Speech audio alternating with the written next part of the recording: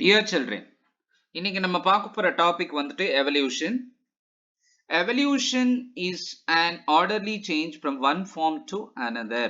So பரிணாம வளர்ச்சி அப்படிங்கிறது நம்ம ஒரு உயிரினத்துல இருந்து இன்னொரு உயிரினம் மாறுறது தான் பரிணாம வளர்ச்சி. எவல்யூஷனரி பயாலஜின்னா என்ன, அது என்ன மாதிரியான உயிரினத்துல இருந்து வந்தோம் அப்படின்னு அதை படிக்கிறது தான் எவல்யூஷனரி பயாலஜி.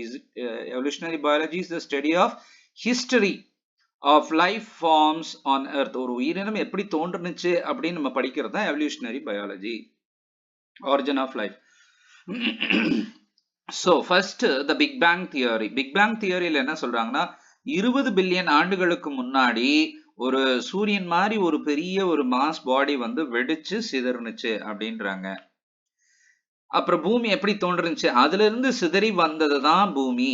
ஸோ இது வந்துட்டு 4.5 பில்லியன் ஆண்டுகளுக்கு முன்னாடி உருவாயிருக்கு அப்படின்னு சொல்றாங்க. அந்த காலகட்டங்கள்ல பாத்தீங்கன்னா வாயு மண்டலம், அட்மாஸ்பியர் அப்படிங்கிறது கிடையாது. அதுக்கப்புறம் அந்த வெடிச்சு போன பார்ட்ல இருந்து water vapour, methane, carbon di oxide, ammonia, அதுல இருந்து அந்த மோல்டன் மாஸ், அந்த வெடிச்சு போன அந்த பெரிய மாஸ் பாடியில இருந்து ஒரு எர்த் மாதிரி ஒரு பிளானட் உருவாச்சு இல்லையா, அதுல இருந்து வெளியில வந்துச்சு அப்படின்னு சொல்றாங்க. அதுக்கப்புறம் சன்ல இருந்து வந்த யூவி ரேடியேஷன்ஸ் இந்த வாட்டரை வந்து உடைச்சு ஹைட்ரஜன் தனியா ஆக்சிஜன் தனியாகவும் பிரிச்சு, oxygen combined with ammonia and methane இது கூட சேர்ந்து அது வந்துட்டு வாட்டர், கார்பன் டை ஆக்சைடு, வேறு சில காம்பனன்ட்ஸ் எல்லாமே உருவாச்சு.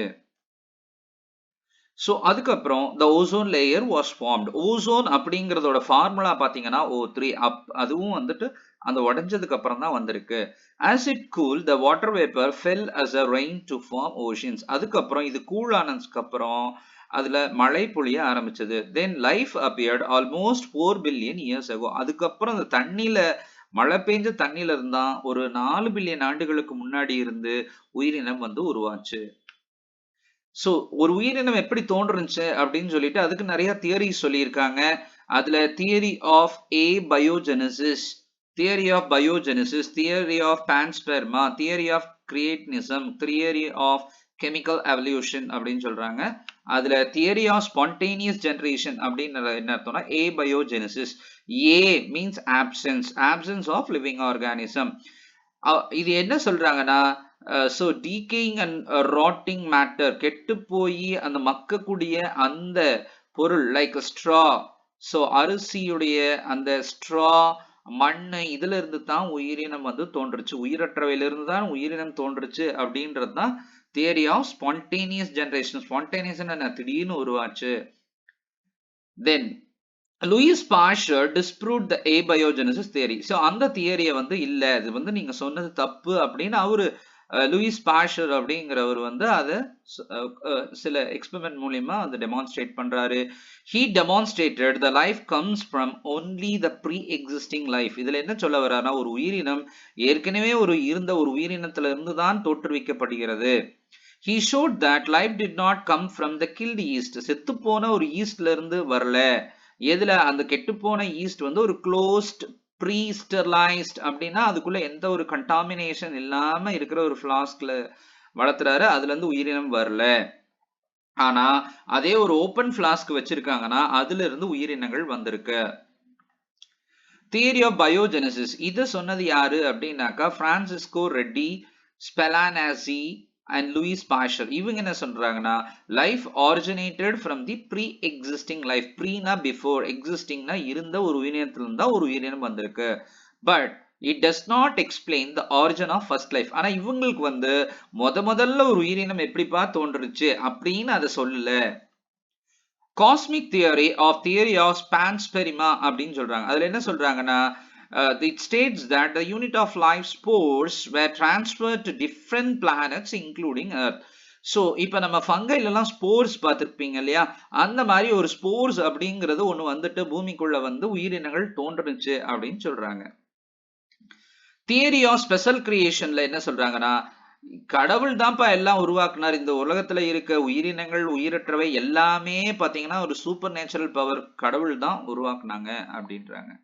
அடுத்த தியரி ஆஃப் கெமிக்கல் எவல்யூஷன். இல்லப்பா, இவங்க என்ன சொல்றாங்கன்னா, உயிரினங்கள் எல்லாமே ஒரு கெமிக்கல்ல இருந்து தான் வந்துச்சு, வேற எதுல இருந்து வரல அப்படின்னு இவங்க சொல்றாங்க. இது யாரு சொன்னது? ஒபாரின் அண்ட் ஹால்டேன் அப்படிங்கிறவங்க சொல்றாங்க. So the living organisms originated from the non-living inorganic and organic. So உயிருள்ள ஒரு பொருளும் உயிரற்றவையிலிருந்து உருவான ஒரு பொருள்ல இருந்தா ஒரு உயிரினம் வந்திருக்கு அப்படின்னு சொல்றாங்க. CH4, methane, ammonia, water, sugar, protein, nucleic acid, etc. இது எல்லாமே வந்துட்டு எதுல இருந்து வந்துச்சுன்னா ஃபர்ஸ்ட் ஒரு உயிரற்றவை இந்த கெமிக்கல்ல இருந்து தான் ஒரு உயிரினம் வந்துட்டு வந்துச்சு அப்படின்னு சொல்றாங்க. அதுக்கு அடுத்து ஒரு ஃபேமஸான ஒரு theory, Urey Miller experiment. So Harold Urey and Stanley Miller experiment proved that chemical evolution. So இந்த எக்ஸ்பெரிமெண்ட் வந்து என்ன பண்ணுச்சுன்னா ஒரு உயிரினம் அப்படிங்கிறது ஒரு கெமிக்கல்ல இருந்து தான் வந்துச்சு அப்படிங்கிறது ஒரு லேப்ல நடத்தின ஒரு ஆராய்ச்சி. They created a condition like a primitive earth. Primitiveனா முன்னாடி எப்படி பூமி இருந்துச்சோ அது போல அவங்க வந்து அதை கிரியேட் பண்றாங்க.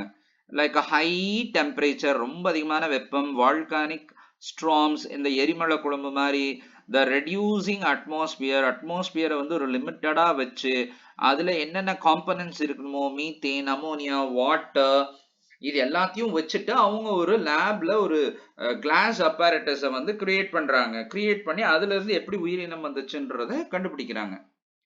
They made electrical discharge in a closed flask like a methane, ammonia, water and water vapor at 800 degrees Celsius. இங்க பாத்தீங்கன்னா தெரியும் இந்த gases எல்லாம் வச்சு 800 degree Celsius கிரியேட் பண்றாங்க. As a result, some amino acids were formed. Amino acids எல்லாம் combine ஆனாதான் ஒரு புரோட்டீன், ஒரு பேசிக். ஸோ அது வந்துட்டு உருவாயிருக்கு. In similar experiment others absorb formation of sugar, nitrogen, bases, pigments and fats. So இதே மாதிரி ஆராய்ச்சிகள் வேற பக்கம் தொடர்ந்து இருக்கு. அதுல பாத்தீங்கன்னா அவங்களுக்கு சர்க்கரை, nitrogenous bases, adenine, guanine, thymine, cytosine, இது எல்லாத்தையும் வந்துட்டு அந்த டிஎன்ஏல இருக்கக்கூட அந்த நைட்ரோஜன் பேசஸ் இது எல்லாத்தையும் வந்துட்டு உருவாக்கியிருக்காங்க, ஒரு எக்ஸ்பெரிமெண்ட்ல கண்டுபிடிச்சிருக்காங்க. Pigments, so the plant pigments, animal பிக்மெண்ட்லாம் இருக்கு இல்லையா, அதுவும் உருவாயிருக்கு. அலாங் வித் தட் ஃபேட், கொழுப்பும் வந்துட்டு உருவாயிருக்கு. தென் தியரிஸ் ஆஃப் ஆரிஜின் ஆஃப் லைஃப்ல பாத்தீங்கன்னா the first knowledge cellular form originated 3 billion years ago. So செல் இல்லாத ஒரு உருவம் 3 பில்லியன் ஆண்டுகளுக்கு முன்னாடி உருவாயிருக்கு. அது வந்து செல்ஃப் ரெப்ளிகேட்டிங், அதுவே தன்னைத்தானாவே பெருக்கி இருக்கு.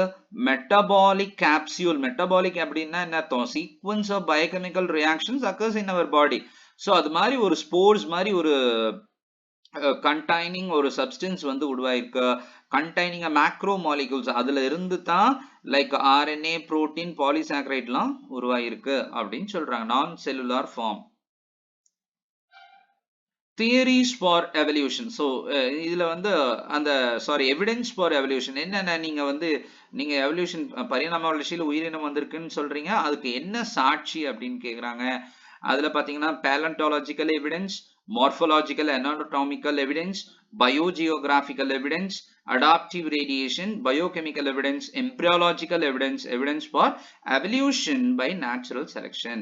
அதுல பேலண்டாலஜி அப்படின்றக்க ஸ்டடி ஆஃப் ஃபாசில்ஸ், பூமிக்குள்ள புதை உண்டு போன ஒரு உயிரினத்துடைய உடல் உறுப்புகளை வச்சுட்டு கண்டுபிடிக்கிறாங்க. ஃபாசில்ஸ் ஆர் த ரெமனன்ட், ரெமனன்ட்னா மீதி தங்கி இருக்கிறது of life forms found in a rock. பூமியில இப்ப ஏதோ ஒரு உயிரினம் செத்து போச்சு அப்படின்னாக்கா, ஒரு பனி பேர் இடத்துல இருந்துச்சுன்னா, ஒரு எலிஃபென்ட் சாகுதுன்னா அதுக்குள்ள அப்படியே புதைஞ்சு கிடக்கும், அந்த மாதிரி இருக்கிறத வச்சு கண்டுபிடிக்கிறாங்க. Fossils are the written document of evolution. So அது எழுதி வைக்கப்பட்ட பரிணாம வளர்ச்சியில இதுதான் அது அப்படிங்கிறதுக்கு அது ஒரு டாக்குமெண்ட். சரி, to study the phylogenic evolutionary history or race history, for example ஒரு ஹார்ஸ் ஹிஸ்டரியை வந்துட்டு எடுப்போம். அது எதுல இருந்து வந்துச்சு அப்படின்னு பார்ப்போம். த ஸ்டடி ஆஃப் நெக்ஸ்ட் இதுல பாத்தீங்கன்னா ஒரு யானை மாதிரி இருக்க ஒரு அனிமல், அதுல இருந்து ஒவ்வொரு அனிமலா உருவாயிருக்கு. தென் குதிரை மாதிரி இருக்க ஒரு அனிமல், அது வந்துட்டு குதிரையா உருவாச்சு அப்படின்னு சொல்றாங்க. The study of connecting link. So connecting link அப்படிங்கிறது பயாலஜிக்கல்ல இம்பார்ட்டன்டான ஒரு வார்த்தை. என்ன வார்த்தைன்னு கேட்டீங்கன்னா, இந்த ஆர்கானிசத்துல இருந்து இந்த ஆர்கானிசம் வந்திருக்குன்னு சொல்றீங்க இல்லையா, அப்ப அதுக்கு இடைப்பட்ட ஒரு உயிரினம் இருக்குமே, அதுதான் connecting link. So Archaeopteryx, it is reptiles and birds. Connecting link between the reptiles and birds. So ஊர்வனைக்கும் பரப்பனைக்கும் இடைப்பட்ட ஒரு உயிரினம் அப்படிங்கிறது பாத்தீங்கன்னா Archaeopteryx. So அதுக்கப்புறம் எக்ஸ்டின்ட் அனிமல் டைனோசர் இப்ப பாத்தீங்கன்னா அரியலூர் பக்கமெல்லாம் நமக்கு டைனோசரோட முட்டையெல்லாம் கிடைக்குது. ஸோ அதை பத்தி நம்ம எக்ஸ்டின்ட் அழிந்து போன உயிரினங்களை பத்தி படிக்க போறோம். அப்படிங்கறதெல்லாம் paleontological evidence. Then study about the geological period. So நம்ம எல்லாமே பாத்தீங்கன்னா ஈரா பீரியட்ஸ் அப்படின்னு நம்ம பிரிச்சு வச்சிருக்கோம். பேலோசாயிக் ஈரா, மீசோசாயிக் ஈரா, சீனோசாயிக் ஈரா, அப்புறம் அதுக்குள்ள இருக்கிறதெல்லாம் பீரியட்ஸ். அதை வச்சுட்டு நம்ம அது எவ்வளவு காலகட்டத்துல பூமி கடியில இருந்திருக்கு, எவ்வளவு ஆழத்துல இருக்கு அப்படிங்கறதெல்லாம் வச்சு நம்ம இந்த உயிரினம் தான் அப்படிங்கறத கண்டுபிடிச்சிருக்கோம். Morphological and anatomical evidence. மார்பாலஜினா வெளிப்புற தோற்றம். ஸோ அனாட்டமிக்கல்னா உள்ளுறுப்புகளை பத்தி படிக்க போறோம். So comparative anatomy and morphology shows the different forms of animals have some common features. So அதுக்கு இப்போ ஒரு சில அனிமல் இருக்குன்னா அதுல ஒரே மாதிரியான ஒரு வெளியில இருக்கக்கூடிய தோற்றம் இருக்கலாம், இல்ல அது உள்ள உறுப்புகள் வந்து ஒரே மாதிரி இருக்கலாம். அதுதான் பார்க்க போறோம். Homologous organ or analogous organ. Homologous ஆர்கன்னா என்ன? So they have having the fundamental similarity in the structure and origin. So அது உருவ அமைப்புல உள்ளுக்குள்ள இருக்க அந்த எலும்பு, அந்த உடல் அமைப்புகள் உள்ள எல்லாமே ஒரே மாதிரி இருக்கும். ஆனா அதுக்கு ஃபங்க்ஷன்ஸ் வேற. அதுக்கு பேர் தான் ஹோமோலாகஸ் ஆர்கன். ஸோ அதுக்கு எக்ஸாம்பிள் என்ன அப்படின்னாக்கா மனிதனுடைய கை, வேல், அதோட அந்த பிளிப்பர்ஸ் அந்த நீந்தருக்கு பயன்படுத்துறது, வவ்வாலினுடைய சிறகுகள், தென் சீட்டா ஃபுட், இது எல்லாமே பார்த்தீங்கன்னா உள்ளுக்குள்ள வந்து ஒவ்வொன்றும் ஒரே மாதிரி இருக்கும். ஆனால் அதோட ஃபங்க்ஷன் வேற. ஃபார் எக்ஸாம்பிள் ஹியூமன் ஹேண்ட் இருக்குன்னா அவன் வந்துட்டு ஒரு வேலை செய்யறதுக்காக பயன்படுறான், ஏதோ ஒரு வேலை செய்யறதுக்கு.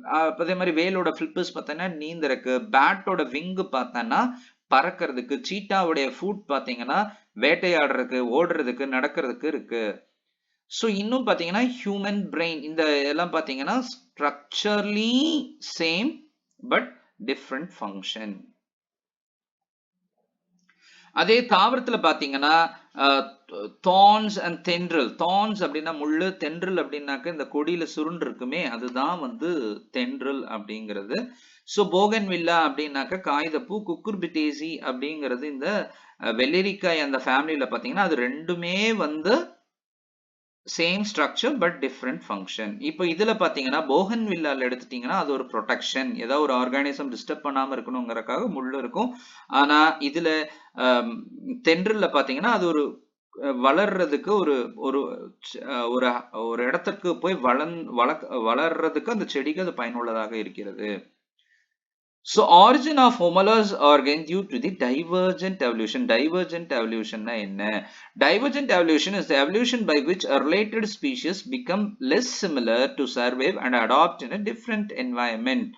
So இது ஒன்றோடு ஒன்று தொடர்புடைய ஆர்கானிசம், ஆனா ஒற்றுமை பார்த்தீங்கன்னா கொஞ்சம் கம்மியா இருக்கும். அந்த இடத்துக்கு ஏத்த மாதிரி அது போய் அங்க வாழும். அது பேரு டைவர்ஜென்ட் எவல்யூஷன். ஸோ ஒரு உயிரினத்துல இருந்து தான் இன்னொரு உயிரினம் வந்து தோற்றுச்சு.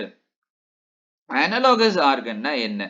ஸோ ஃபங்க்ஷன் ஒரே மாதிரி இருக்கும், அது செய்யக்கூடிய வேலைகள் எல்லாமே ஒரே மாதிரி இருக்கும், ஆனா உருவமைப்புல அது வித்தியாசம் கொண்டது. இதுக்கு வந்து இன்னொரு வார்த்தை அனாலஜி. எக்ஸாம்பிள் என்ன? Wings of insects formed of a thin flap of chitin. chitin அப்படிங்கிறது ஒரு polysaccharide. and wings of birds modified the forelimbs. ஆனா இதுல பாத்தீங்கன்னா இந்த wings of insect, பூச்சியினுடைய wings பாத்தீங்கன்னா அது பறக்கிறதுக்கு உண்டானது ஒன்று. wings of birds பாத்தீங்கன்னா அது மேடப்போ forelimbs, முன்னங்கால் தான் அதுக்கு முன்றக்கையா வந்திருக்கு அப்படின்னு சொல்றாங்க. ஸோ உருவமைப்புல வந்து டிஃப்ரெண்டா இருந்துச்சுன்னா ஆனா அது ஃபங்க்ஷன் ஒன்று, அதுதான் analogous. So example eyes of octopus, retina from the skin, and mammals retina from the embryonic brain. So இப்போ நம்ம கண் அப்படின்ற ஒரு விஷயம் எடுத்துட்டீங்க அப்படின்னாக்கா ஆக்டோபஸ்க்கு பார்த்தீங்கன்னா அந்த ரெட்டினா வந்துட்டு எங்க இருந்து வந்ததுன்னா தோல்ல இருந்து வந்திருக்கு. அதே மேமல்ஸ் பார்த்தீங்கன்னா பாலூட்டிகள்ல பார்த்தீங்கன்னா பிரெயின்ல இருந்து வந்திருக்குன்னு சொல்றாங்க. ஆனா different anatomical structure but same function அப்படிங்கிறத analogy. Example flippers of penguin and dolphin. Different structure but same function. Example sweet potato, ஒரு வேரினுடைய ஒரு மாற்றப்பட்ட அமைப்பு. பொட்டேட்டோ அப்படிங்கிறது ஒரு மாற்றப்பட்ட ஒரு ஸ்டெம். ஆனா இது பாத்தீங்கன்னா உருவமைப்பு வேறுபட்டிருக்கும், ஆனா ஃபங்க்ஷன் ஒன்னு. இதுதான் analogous. So trachea in insect from endoderm and lungs of vertebrates. trachea அப்படிங்கிறது பாத்தீங்கன்னா நமக்கு சுவாச குழாய்ன்னு சொல்றோம் இல்லையா. இப்போ நம்ம ட்ரிப்ளோபிளாஸ்டிக் அனிமல்ல எக்டோடர்ம், எண்டோடர்ம், மீசோடர்ம் அதுல இருந்து தான் அந்த ட்ரக்கியா அப்படிங்கிறது ஒரு இன்செக்ட்ல வந்திருக்கு. அதே மாதிரி பாத்தீங்கன்னா லங் ஆஃப் வெர்டிபிரேட்டா அந்த முதுகெலும்பு பேக் போன் இருக்க அனிமல் வந்து எண்டோடர்ம்ல இருந்து வந்திருக்கும். But they are structurally different but same function. So origin of analogous organ is due to convergent evolution. Convergent evolution na enna? Convergent evolution is the evolution by which unrelated species become more similar. இதுக்கும் அதுக்கும் எந்த தொடர்பும் இல்ல, ஆனா அதுக்கு வந்து ஒரு similarity இருக்கும். So ஒரே ஒரு environmentல வாழ்ந்திருப்பாங்க. So biochemical evidences na enna? Organisms show similarities in a protein, gene and other molecules and metabolism. So உயிரினங்கள்ல பாத்தீங்கன்னா அந்த புரோட்டீன் ப்ரொடக்ஷன், அந்த ஜீனோட ஸ்ட்ரக்சர், அதுக்குள்ள உடம்புல ப்ரொடியூஸ் ஆகிற அந்த சப்ஸ்டன்ஸ் எல்லாமே வந்துட்டு ஒரே மாதிரி இருக்கும். இதுதான் இண்டிகேட் தி காமன் ஆன்சிஸ்ட்ரி. அப்படின்னா இதுக்கு முன்னோர்கள் இப்படிதான் இருந்திருப்பாங்க.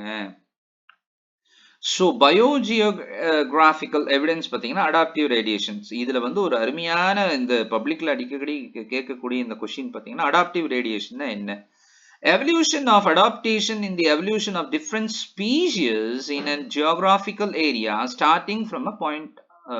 Example, Darwin Finch in Galapagos Island. Galapagos Island அப்படின்ற ஒரு தீவுல பாத்தீங்கன்னா டார்வின் ஃபின்ச் அப்படின்ற ஒரு குட்டி குருவி பாத்தீங்கன்னா அது சுற்று வட்டாரத்துல ஃபர்ஸ்ட் ஒரு ஆர்கானிசம் ஒரு பறவை இருந்திருக்கு. அது எந்த வகையான உணவு சாப்பிடுதோ அதை பொறுத்து அதோட பீக்ஸ் மாறும். அப்படிங்கிறது தான் adaptive radiation. Adaptive radiation, evolution by adaptation is the evolution of different species starting from a point. ஒரு குறிப்பிட்ட இடத்துல இருந்து தான் அந்த உயிரினம் வந்திருக்கு. அதுக்கு தான் அந்த டார்வின் ஃபின்ச் ஆஃப் கேலபகோஸ் ஐலண்ட் சொல்லியிருக்கோம். அதே மாதிரி மார்சூபியல்னா அந்த வயிறுல பவுச் இருக்க அனிமல். ஸோ அதுவும் இது பார்த்தீங்கன்னா அடாப்டிவ் ரேடியேஷனோட எக்ஸாம்பிள். அடாப்டிவ் ரேடியேஷன்ல இன்னொரு example placental mammal in Australia. So இதுக்கெல்லாம் ஒரு காமன் ஆன்செஸ்ட்ரி இருக்கும், ஒரு முன்னோர்கள் இருப்பாங்க. அதுல இருந்து தான் பிளசண்டா அப்படிங்கிறது என்ன? So it is a connecting link between the mother and the foetus. அது ஒரு பேக் லைக் ஸ்ட்ரக்சர், அது குழந்தை வரும்போது எம்பரியோ டெவலப்மெண்ட்ல இருக்கும். ஸோ இதுவும் ஒரு அடாப்டிவ் ரேடியேஷன். ஸோ இது மாதிரி நிறைய எக்ஸாம்பிள்ஸ் நம்ம சொல்லலாம். ஒரு காமனா ஒரு உயிரினத்துல இருந்து இன்னொரு உயிரினம் உருவாயிருக்கு. So when more than adaptive radiations appeared in an isolated geographical area, it resulted in a convergent evolution. So ஒரு உயிரினத்துல இருந்து இந்த மாதிரி உயிரினம் வந்திருக்கு அப்படின்னு நம்ம சொல்றோம் இல்லையா அடாப்டிவ் ரேடியேஷன்ல, அதுக்கு பேரு கன்வர்ஜென்ட் எவல்யூஷன் பேரு. ஸோ எம்பிரியாலஜிக்கலி எவிடன்ஸ், எம்பிரியோன்னா அந்த கருவுல வளர்ந்து கொண்டு இருக்கும் பொழுது அதுக்கு ஒரு எவிடன்ஸ் இருக்கும். இது வந்து ஏர்னஸ்ட் ஹேக்கிள் அப்படிங்கிறவர் சொல்லியிருக்கார். அவர் என்ன பண்ணியிருக்காரு, வெர்டிபிரேட்ஸ் முதுகுத்தண்டு இருக்க அனிமல்கள் எல்லாமே பார்த்தீங்கன்னா ஆல் வெர்டிபிரேட்ஸ் எம்பிரியோ அந்த சின்ன கருவுல வளர்ந்து கொண்டு இருக்கும் பொழுது வெஸ்டீஜியல் கில் ஸ்லிட் அப்படின்னு சொல்ற வெஸ்டீஜியல் ஆர்கன் அப்படிங்கிறது பார்த்தீங்கன்னா உடல்ல ஒரு உறுப்பு இருக்கும், ஆனா அதுக்கு எந்த பயனும் கிடையாது. அது பேர் தான் வெஸ்டீஜியல். அந்த மாதிரி வெஸ்டீஜியல் கில் ஸ்லிட்ஸ் வந்து நம்ம எம்பிரியோல இருக்கும் போது அது வந்தெடுக்கும் இருக்கும். Then, however, Carl Ernst von Beher rejected this proposal. ஆனா இவர் என்ன பண்றாரு, அதெல்லாம் தப்புங்க அப்படின்னு சொல்றாரு. He noted that embryo never passes through the adult stage of other animals. Embryo வந்து வளர்ந்து கொண்டிருக்கும் போது அது வேற அனிமல் மாதிரி இருக்காது, அது வந்து அதுக்குண்டான அனிமல் என்னவோ அது போலதான் இருக்கும். Evidences for evolution by natural selection, இயற்கை தேர்ந்தெடுக்க வேண்டும் அப்படிங்கிறது தான் இது ஒரு ஃபேமஸான ஒரு எவல்யூஷன்ல ஒரு topic. Industrial mechanism, development of resistant varieties in an organism against herbicide, pesticide, antibiotic or drugs. Resistant variety இது ஒவ்வொன்றா பார்ப்போம். These are the example for natural selection of anthropogenic activity, மனுஷனால செயல்படக்கூடிய ஆக்டிவிட்டிஸ் அப்படின்னு அர்த்தம். ஃபர்ஸ்ட் இண்டஸ்ட்ரியல் மெலானிசம் தொழிற்சாலைன்னு ஏற்படக்கூடிய காரணங்கள புகையினால ஒரு உயிரினத்துல இருக்கக்கூடிய அந்த வெளிப்புற பிக்மெண்ட் வந்துட்டு எப்படி மாறுனுச்சுன்னு பார்ப்போம். இன் இங்கிலாந்து பிஃபோர் இண்டஸ்ட்ரியலைசேஷன், தொழிற்சாலை ஆரம்பிக்கிறதுக்கு முன்னாடி 1850 காலகட்டங்கள்ல there were more white winged moth அப்படின்னா அந்த பட்டுப்பூச்சி மாதிரி இருக்கிறது. Biston betularia அது வந்துட்டு அந்த white winged moth நிறைய இருக்கும் அந்த trees. Then the dark winged of melanist, dark விட அந்த white நிறைய இருந்திருக்கு. After industrialization என்னாச்சு 1920க்கு அப்புறம் தொழிற்சாலை புரட்சி அப்படிங்கிறது வந்ததுனால more dark winged moths are and less white winged moths அது வந்துட்டு உருவாயிருக்கு. என்ன காரணம் அப்படின்னு கேட்டீங்கன்னா, இப்ப இந்த பூச்சி வந்து வெள்ளையா இருந்துச்சு அப்படின்னாக்கா அந்த தொழிற்சாலை புகையில அது நல்லா வெள்ளையா தெரிய ஆரம்பிச்சிடும். அப்போ வந்து காக்கா வந்து அதை சாப்பிட்டுட்டு போயிடும், பறவைகள் எல்லாமே. அதை தடுக்கிறதுக்காக அதுவும் கலர் மாறி இருக்கு. There were thick growth of white color lichens, அந்த lichens சொல்லுவோம் இல்லையா, அது வந்துட்டு அந்த மரத்து மேல வரும் இல்லையா, algae fungi, அது நிறைய இருந்திருக்கு. In the background the white winged moth survived but the dark colored moth were picked up by the predators. So தொழிற்சாலைக்கு முன்னாடி அப்படிங்கிறது பார்த்தீங்கன்னா அதுல அந்த காடுகள்ல அங்க இருக்கக்கூடிய மரங்கள்ல லிச்சன்ஸ் இருக்கனால நிறைய அந்த கருப்பு கலரை பிடிச்சி அந்த பறவைகள் சாப்பிட்டுருக்கு. ஆனா தொழிற்சாலை உருவானதுக்கு அப்புறம் ஃபுல்லா கருப்பா மாறிடுச்சு. அதனால அது பேக்ரவுண்டோட இது ஒத்து போறதுனால அது பிரெடேட்டர்ஸ் வேட்டையாடி சாப்பிட முடியல. ஓகே, ஸோ ஸ்மோக் எல்லாமே காரணம் அந்த புகைகள் தான். அந்த புகைகளுக்கு அப்புறம் அந்த ஆர்கானிசம் அப்படியே அந்த பேக்ரவுண்ட் கலர் மாதிரியே மாறிடுச்சு. Thank you children. அடுத்த பதிவில் அடுத்த டாபிக்கை பார்க்கலாம்.